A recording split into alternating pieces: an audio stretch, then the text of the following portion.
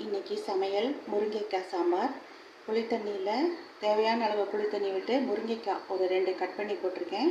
மஞ்சப்பொடி, உப்பு, பெருங்காயம், சாம்பார் பொடி 1 டேபிள் ஸ்பூன். அது கொதிச்சுட்டுருக்கு. இந்த பக்கம் அரைக்கிறதுக்கு தேங்காவோட 4-5 கருவேப்பிலை இலை வறுத்துட்டுருக்கேன் தனியாக. அதுக்கப்புறமா மல்லி ஒரு 2 டேபிள் ஸ்பூன், 1.5 டேபிள் ஸ்பூன் கடலைப்பருப்பு, 1/4 டீஸ்பூன் வெந்தயம், 3 காஞ்ச மிளகாய், ஊற வச்ச 1 ஸ்பூன் பச்சரிசியோடு சேர்த்து இதை அரைச்சி வச்சுக்கணும். இந்த பக்கம் கோஸுக்கு தனியாக தேங்காய் கொஞ்சம் எடுத்து வச்சுட்டுருக்கேன். சப்பாத்திக்கு பிசைஞ்சு வச்சுட்டுருக்கேன் மாவு. பருப்பு வேக வச்சு எடுத்து வச்சுட்டுருக்கேன் சாம்பாருக்கு. கோஸ் கேரட் பொரியல் அலம்பி கட் பண்ணி வச்சுட்டுருக்கேன். இது கொதிச்ச உடனே நம்ம அரைச்ச இந்த தேங்காய் விழுதையும் போட்டு பருப்பு வேக வச்சதையும் போட்டு கொஞ்சம் கொதி வந்த உடனே இறக்கி கடுகு, வெந்தயம், கருவேப்பிலை தாளிக்க வேண்டியதான். அப்போ முருங்கைக்காய் சாம்பார் ரெடி. நான் சமையலை முடிச்சதுக்கப்புறமா உங்களுக்கு காமிக்கிறேன். சப்ஸ்கிரைப் பண்ணிக்கோங்க. தேங்க்யூ.